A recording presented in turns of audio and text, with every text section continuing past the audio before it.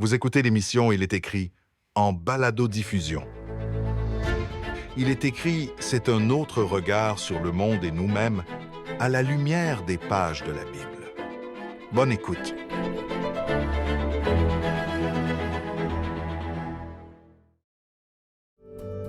Depuis des siècles, la Bible inspire des millions de croyants à travers le monde, les guide dans leur vie spirituelle. Mais saviez-vous que ce livre sacré est aussi un témoignage ancré dans l'histoire? Grâce à des découvertes archéologiques fascinantes, nous disposons de plus en plus d'éléments tangibles qui confirment l'historicité des récits bibliques. Des murailles effondrées de Jéricho aux inscriptions évoquant le roi David, chaque découverte renforce notre confiance dans le livre des livres. Restez avec nous pour explorer quelques-unes de ces connexions entre l'histoire, la science et la foi. Bonjour à tous. Une fois n'est pas coutume, dans Il est écrit aujourd'hui, on va parler de Bible et d'archéologie. Alors tout de suite une précision, je ne suis pas un spécialiste de l'archéologie, nous ne sommes pas des spécialistes de l'archéologie sur le plateau ici dans notre studio de Québec, mais ce dont nous allons parler, ce sont des faits bien connus du monde des historiens, du monde des archéologues, et qui permettent de créer des ponts entre la Bible d'une part et le monde de l'histoire d'autre part. Une autre précision, le but de cette émission n'est pas de dire que tous les événements qui sont relatés dans la Bible vont trouver une confirmation archéologique. En fait, il y en a encore beaucoup pour lesquels on n'a pas d'équivalent dans l'histoire connue, l'histoire profane. Néanmoins, ces points de contact qui existent sont là pour nous montrer que la Bible n'est pas simplement un livre de morale, pas simplement un livre de spiritualité, même si c'est avant tout un livre de foi, c'est aussi un livre qui s'ancre dans l'histoire. Et pour parler de cela aujourd'hui, j'ai avec moi mon ami Patrick Dupuis. Bonjour Patrick. Bonjour Rémi. Alors Patrick, on va parler donc un peu d'archéologie aujourd'hui. Tu as choisi 3 découvertes archéologiques qui te semblent intéressantes, justement pour ce point de contact avec la Bible. Peut-être avant de parler de ces découvertes archéologiques, est-ce qu'on peut rappeler pourquoi c'est important de dire que la Bible est aussi un livre d'histoire? À prime abord, c'est important parce que l'objectif principal de Dieu, c'est de révéler le salut à l'humanité, mais le salut s'est révélé à travers l'histoire humaine en passant par différentes civilisations ou différents empires. Et il y a eu des faits saillants et des points forts de l'intervention divine, autant dans l'Ancien Testament que dans le Nouveau Testament. D'autant plus que Dieu va situer aussi ses révélations concernant le salut, qui est le point culminant de l'enseignement biblique, à travers aussi des prophéties. Et donc, ces prophéties ont besoin d'avoir également... Un accomplissement historique. Exactement, des points de repère dans l'histoire. Mais je reviens un peu à ton introduction. Je pense que c'est important de mentionner que les points de repère historiques dans la Bible ne sont pas tous validés par l'archéologie parce que bien que la Bible a des éléments historiques et se réfère à l'histoire et la géographie, ce n'est pas le but principal. C'est vrai. Mais je crois que Dieu, dans son désir de connecter avec l'humanité, il a choisi d'inscrire un certain nombre de repères historiques avec lesquels on peut faire des ponts au niveau de l'archéologie pour qu'on ait des fondements suffisamment solides pour enraciner et ancrer notre foi. Alors, on va prendre 3 exemples. On aurait pu en prendre beaucoup. On aurait pu en prendre dans le monde, par exemple, babylonien ou assyrien. Il y a quantité, bien sûr, également dans la période de l'Empire romain. Aujourd'hui, toi, tu as choisi 3 faits qui t'ont particulièrement intéressé. Et le premier, ça nous ramène assez loin dans l'histoire, puisqu'il va être question de la prise de la ville de Jéricho. Ça se situe juste après la sortie d'Égypte, les 40 années passées dans le désert par le peuple d'Israël et leur rentrée dans le pays de Canaan. Oui, on est à peu près 1400 ans avant Jésus-Christ. Et ce qui est intéressant de noter par rapport à cette histoire, premièrement, d'un point de vue biblique, c'est une histoire qui est fort intéressante et peut-être qu'on peut aller voir... Oui, alors on va commencer par l'aspect biblique, après tu nous diras ce qu'on a trouvé au niveau archéologique. Alors, on va aller dans le livre de Josué, puisque c'est le livre de Josué qui raconte l'histoire de la prise de Jéricho. Et donc, Rémi, moi, je te propose une lecture de Josué chapitre 6 et peut-être deux courts versets, le verset 20 et ensuite le verset 24. D'accord, d'accord. Le peuple poussa des cris et les prêtres sonnèrent de la trompette. Lorsque le peuple entendit le son de la trompette, il poussa de grands cris et la muraille s'écroula. Le peuple monta dans la ville, chacun devant soi. Ils s'emparèrent de la ville. Ça, c'est le verset 20. Puis le verset 24 dit ceci. Ils brûlèrent la ville et tout ce qui s'y trouvait. Toutefois, ils mirent dans le trésor de la maison de l'Éternel l'argent, l'or et tous les objets en bronze et en fer. Maintenant, on se souvient un peu là, du contexte. Dieu avait annoncé à Josué qu'ils allaient prendre la ville, mais la ville allait être prise de façon assez extraordinaire. Ils devaient tourner tous les jours autour de la ville. Et puis... le 7e jour, exactement, à pousser des cris, comme on l'a lu, finalement, les murs s'écroulèrent. Et ensuite, Dieu avait demandé à ce que la ville soit détruite. Mais on en a quand même extrait certains objets de valeur, dont l'or, l'argent, le fer et les reins. Maintenant, il y a eu 2 fouilles et peut-être même 3 fouilles archéologiques significatives.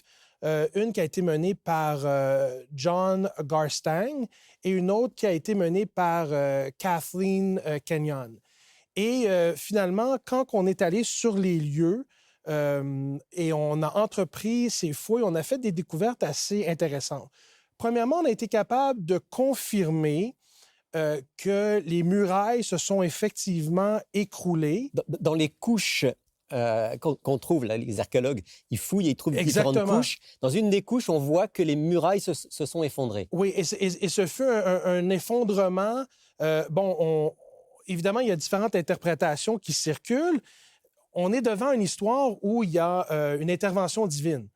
Ça, on ne peut pas le confirmer par l'archéologie. Exactement. Et donc, ceux qui n'adhèrent pas à la thèse que c'est l'intervention divine vont dire qu'il y a eu séisme, mais en fait, on est en mesure de confirmer d'un point de vue historique et archéologique que les murailles se sont effondrées tel que le récit nous le relate dans la Bible.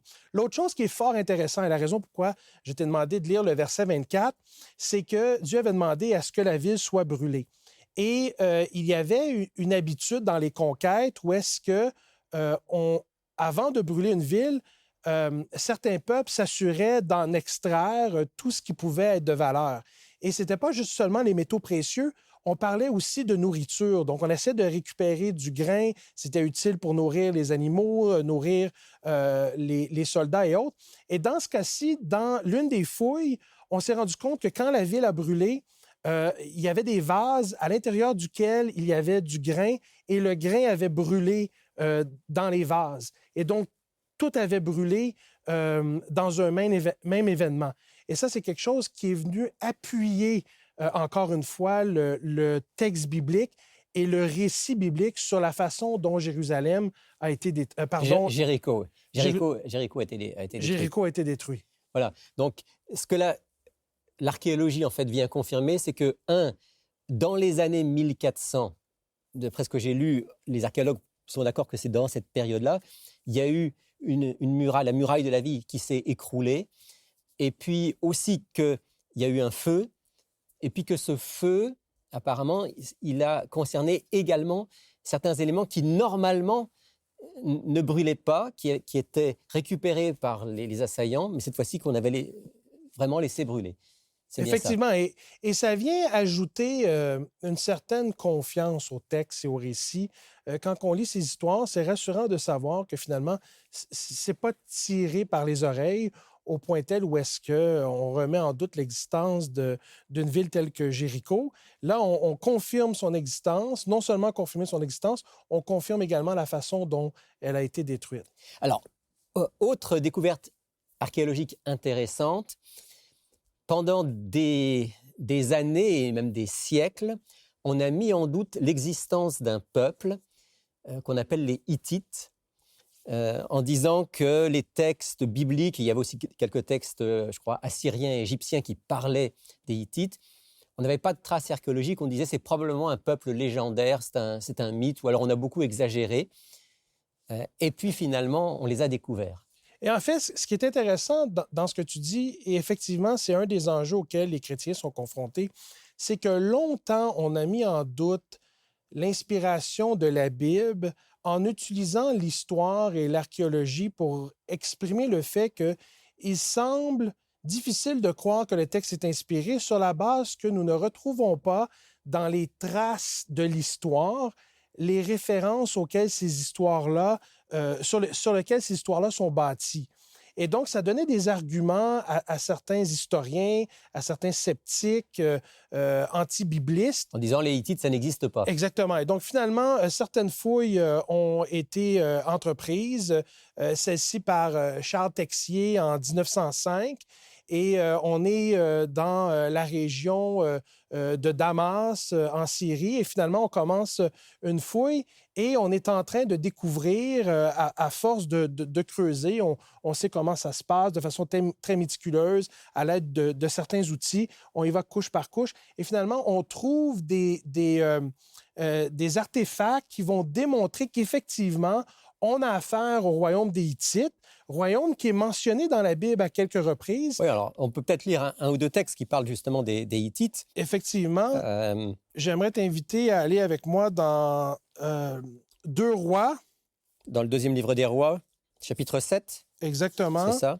Le verset 6. Le verset 6. 2 Rois 7, verset 6. En effet, le Seigneur y avait fait entendre un bruit de chars et de chevaux, le bruit d'une grande armée. Et ils s'étaient dit l'un à l'autre, le roi d'Israël a enrôlé contre nous les rois des Hittites et ceux des Égyptiens pour venir nous attaquer. Donc, évidemment, on est dans le contexte de la délivrance de la Samarie assiégée par les Syriens. Et il y a cette mention-là. Il y a une autre mention également dans le livre de la Genèse. Je ne sais pas si c'est nécessaire d'y aller, mais l'idée, c'est de dire que ces peuples sont mentionnés dans la Bible. Et ce qui est intéressant, c'est que en ce qui concerne les Hittites, ce fut une puissance... C'était une civilisation importante. Très importante. Et en fait, au niveau du Proche-Orient, un peuple militarisé. Donc, c'était puissant comme royaume. Si j'ai bien compris, un peuple qui avait sa capitale dans la Turquie actuelle, mais qui s'étendait jusqu'en Syrie, d'où les points de contact avec le peuple d'Israël. Et on parle d'un empire qui a été une des plus puissantes durant le 2e millénaire. Et donc, c'est très important d'être capable de faire, encore une fois, ce lien entre le récit biblique et de voir qu'il y a confirmation historique au niveau de l'archéologie par rapport à ce royaume. Et on voit que ceux qu'on appelait dans la Bible les Hittiyim, en hébreu, donc les Hittites en français, sont bel et bien ceux que l'histoire nous confirme comme ayant été des vaillants guerriers et un grand empire. Exactement. Mais la 3e histoire, par contre, la 3e découverte que j'aimerais partager avec toi est de loin probablement celle qui t'intéresse le plus? Qui m'intéresse le plus. Alors, la 3e, donc, on va parler du roi David. Oui, le roi David. Et en fait, je ne sais pas si c'est à cause du fait que je suis fasciné par le personnage lui-même, toute son histoire, en passant du fait qu'il était berger, il était appelé de Dieu.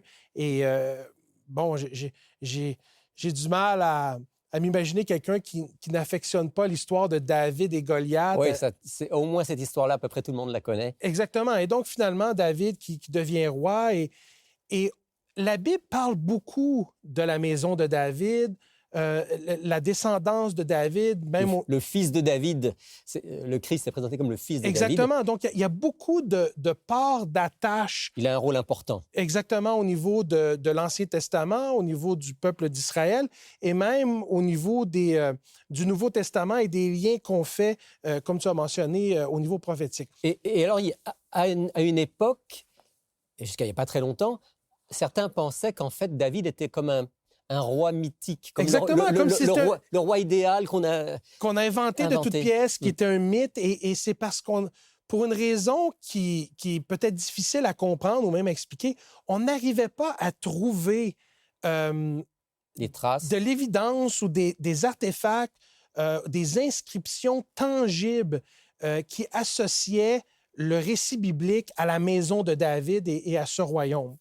Et donc, finalement, c'est en 1993, 1994, dans ces eaux-là, où Biram va faire une fouille archéologique et on va trouver ce qu'on appelle la stèle de Dan. La stèle de Dan, oui.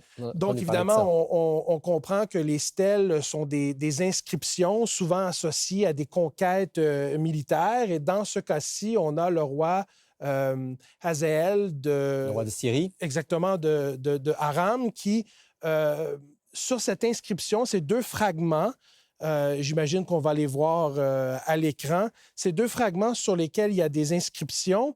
Et dans ces inscriptions, on voit qu'il y a eu conquête et ça concerne la maison de David. Alors, si je me souviens bien, parce que j'ai regardé un petit peu ce qui est dit par rapport à la stèle de Tel Dan, comme il l'appelle, je pense que sur une ligne, il est question du roi d'Israël, et puis en dessous, il est question du roi de la maison de David. Exactement. Et alors cette maison de David, en fait, ça serait la lignée des rois qui ont régné donc dans la partie du sud, le royaume de Juda. Tout à fait. Et ce qui est intéressant dans la stèle de Tel Dan, en fait, c'est qu'on a en quelque part une lignée qui est mentionnée. Et ça, c'est très important d'un point de vue historique, mais aussi d'un point de vue généalogique. Beaucoup des écrits de la Bible, comme tu sais déjà, sont ancrés dans l'importance de la généalogie. Au niveau de l'Ancien Testament, certains livres... les chroniques, par exemple, c'est presque que des généalogies au début. Il y a des chapitres entiers qui sont consacrés à la généalogie. Et ça, c'est justement... on parle de fouilles archéologiques comme étant des points de repère historiques, mais une autre façon d'avoir des repères historiques d'un point de vue biblique, c'est par l'entremise de la généalogie. Alors ici, en quelque sorte, la raison pour laquelle j'ai un coup de cœur, c'est pas seulement parce que c'est David, un personnage que j'affectionne tout particulièrement, c'est aussi parce que c'est une découverte archéologique et historique, mais c'est également parce qu'il y a une composante où il y a des noms qui sont mentionnés liés à des événements et on a une trace d'une lignée, la lignée de la maison de David. Et là, pour moi, c'est une découverte suffisamment importante pour dire, écoutez, à vous qui êtes détracteurs du récit biblique, on commence à... Et là, on en a juste parlé de trois. Il y en aurait beaucoup d'autres. Il y a des musées à travers le monde qui consacrent des exposés sur des artefacts qui ont été liés à des histoires bibliques. Qui sont liés à la Bible. Et à un moment donné, et je me souviens d'avoir lu un livre, Trésor dans le sable, où justement un archéologue donne un peu l'apologie qu'on peut faire confiance au récit biblique, non seulement dans un point de vue prophétique, parce que c'est la parole inspirée de Dieu, mais aussi parce qu'il y a suffisamment de repères dans l'histoire et dans l'archéologie pour comprendre que la Bible, finalement, n'est pas un livre comme les autres. C'est pas un livre de mythes et de légendes. Exactement. Et ça, c'est important parce qu'on aurait peut-être le réflexe dans notre recherche de Dieu de mettre de côté la Bible justement parce qu'on veut le réduire à un livre de mythes et de légendes. Et puis, ça nous amène finalement, peut-être en terminant, à dire que ce caractère historique de la Bible, il est extrêmement important, en particulier parce qu'il y a un homme qu'on appelle Jésus de Nazareth qui est bel et bien venu dans l'histoire. Et on n'en parlera pas maintenant, mais lui aussi, on a des traces historiques hors de la Bible pour dire qu'il a bel et bien existé, il est bien venu parmi nous, il a bien vécu une vie d'homme, il a bien été crucifié. Et lui-même s'est référé dans ses enseignements et dans ses paroles à des moments de l'histoire. Absolument. Et donc, il nous a donné aussi des points d'ancrage qui nous aident à mieux contextualiser les raisons pour lesquelles Dieu allait envoyer son Fils pour nous réconcilier à lui-même. Et ça témoigne de la bonté de Dieu de nous donner une révélation progressive à travers l'histoire pour qu'à chaque moment du temps où c'était important que Dieu intervienne et que Dieu dise et fasse quelque chose, cela puisse se retrouver dans le récit biblique pour ceux qui en auraient besoin. Et donc, fortifier ainsi notre confiance dans ce livre qu'on appelle la Bible, qu'on appelle le livre des livres, qu'on appelle la parole de Dieu, et qui est effectivement un livre digne de foi et digne d'être connu, d'être lu et d'être vécu. J'aimerais bien lire, peut-être en terminant ce texte de l'Épître aux Galates au chapitre 4, au verset 4, où il est dit « Mais lorsque le moment est venu, Dieu a envoyé son Fils, né d'une femme, né sous la loi, pour racheter ceux qui étaient sous la loi, afin que nous recevions le statut d'enfants adoptifs.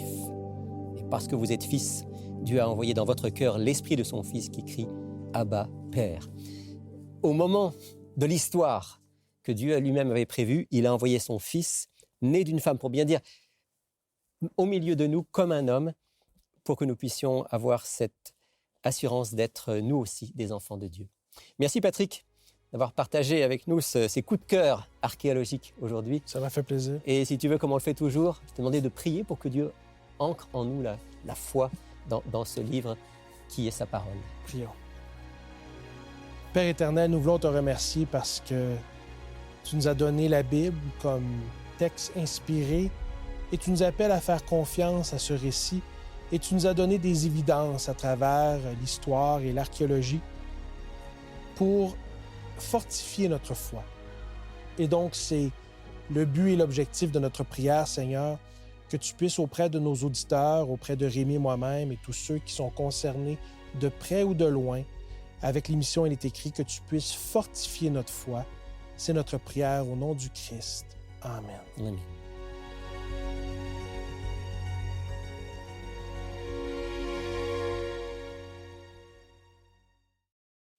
Bonjour Alberto. Bonjour Lydia. Alors aujourd'hui, avant de passer à l'offre du jour, qui vont être des cours bibliques, Oui. on doit répondre à une question d'un monsieur qui nous a écrit de $. Des Ormeaux. Un monsieur qui s'appelle Jules. Oui, monsieur Jules, qui nous pose la question en lisant sa Bible. Il a remarqué que Jésus, alors qu'il est à Gethsémane, jardin, parle au Père. Il a remarqué qu'il y a un ange qui apparaît. Peut-être que je vais lire le verset. Donc, Luc, chapitre 22, le verset 43. Le texte nous dit « Alors un ange lui apparut du ciel pour le fortifier. » Fortifier, autrement dit, Jésus, juste avant d'être justement arrêté, puis par la suite crucifié. Et il se pose la question, est-ce que l'ange qui apparaît ici est le même dont Jésus a parlé ailleurs? Autrement dit, est-ce qu'il s'agit du consolateur ici? C'est-à-dire que oui, c'est un consolateur parce qu'il est là pour le soutenir, pour l'encourager, pour l'aider à passer à travers ça. Dans ce sens-là, oui, il est là pour l'aider, le soutenir. Voilà. Mais si on fait référence à la façon dont d'habitude on parle du consolateur, ce qu'on connaît comme le consolateur, oui. Moi, je dirais que non, puis tu vas nous expliquer pourquoi. Oui, en fait, on pourrait aller lire là où est-ce qu'on retrouve le plus grand passage. C'est ça. Où est-ce que Jésus même va nous enseigner davantage concernant ce consolateur. Il va parler à ses disciples juste avant de quitter dans l'Évangile de Jean, le chapitre 14. J'aimerais lire le verset 15 pour le contexte, le verset 16 notamment, puis ça va nous aider à savoir de qui est-ce que Jésus parle ici. « Si vous m'aimez, c'est Jésus qui parle à ses disciples, gardez mes commandements. Et moi, je prierai le Père et il vous donnera un autre consolateur, afin qu'il demeure éternellement avec vous. » Ici, c'est intéressant parce qu'on pourrait lire le reste du chapitre, chapitre 15, chapitre 16, mais juste à partir de ce verset, je pense qu'on peut extraire quelque chose de très important. D'un, ce passage nous dit que ce consolateur va demeurer éternellement en nous, dans la vie du croyant. Ça, c'est un aspect important. L'autre aspect, c'est le autre ici, juste avant consolateur, un autre, qui peut nous aider à comprendre que cet autre consolateur-là, qui va demeurer en plus éternellement, nous laisse comprendre que la nature de cet autre consolateur-là va être la même que celle de Jésus. Autrement dit, si Jésus est divin, si Jésus est Dieu, cet autre consolateur-là doit aussi être d'ordre divin, doit aussi être Dieu. Et c'est pour cela que lorsqu'on lit ces passages, lorsqu'on lit les passages du Consolateur, on comprend qu'il s'agit du Saint-Esprit. Ce Saint-Esprit qui va demeurer, qui va consoler les disciples qui voient leur Seigneur partir, dans Actes chapitre 1er. Et on a la Pentecôte, Oui. ce Saint-Esprit qui va demeurer dans la vie du croyant, qui va l'encourager, qui va l'aider à être persévérant jusqu'au retour de Jésus et l'aider également à accomplir la mission que C'est Jésus ça, a donnée à c'est ses ça. disciples. Donc, pour répondre à la question de notre ami Jules, non, le rôle, oui, est le même dans le sens Oui. de fortifier, consoler, Exact. mais ce n'est pas le même consolateur qu'on retrouve, Non. par exemple, dans Jean chapitre 14. Non, non. Donc, Lydia, nous avons également des cours bibliques. Oui, alors aujourd'hui, on présente Archéologie en pays biblique, un cours en 10 leçons, gratuit évidemment. Et puis, c'est un cours qui s'adresse à ceux et celles qui aiment aller approfondir un peu les choses et surtout qui sont passionnés d'histoire et de tout ce qui a trait à l'histoire antique surtout. Oui, oui. Et donc, avec ce cours, on va pouvoir découvrir vraiment que les personnages qu'on retrouve dans la Bible, les lieux qu'on retrouve dans la Bible, etc., sont vraiment pas imaginés, là. C'est vraiment la vérité. Et puis, comme pour venir, Rémi avait parlé des Hittites, Oui, qui pendant longtemps ont pensé que c'était un peu fantaisiste. Eh bien non. Dans ce cours, on découvre que non. Ouais. Donc, j'encourage les gens à s'inscrire. Voilà, merci. Et puis, n'hésitez pas à profiter du cours biblique Archéologie en pays biblique.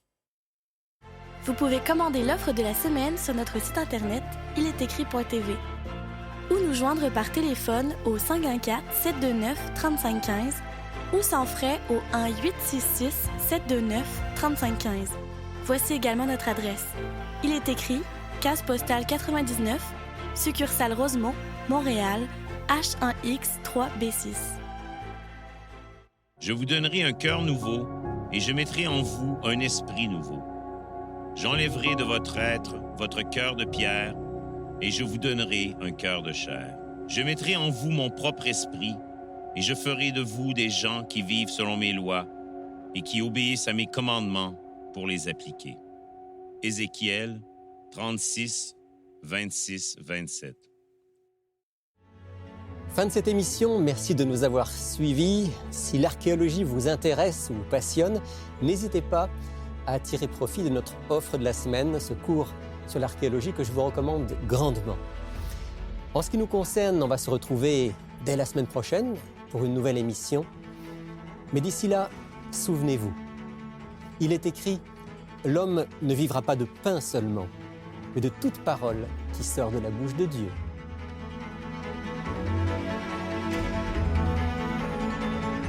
Cette émission a été préparée par l'équipe d'Espoir Média Québec.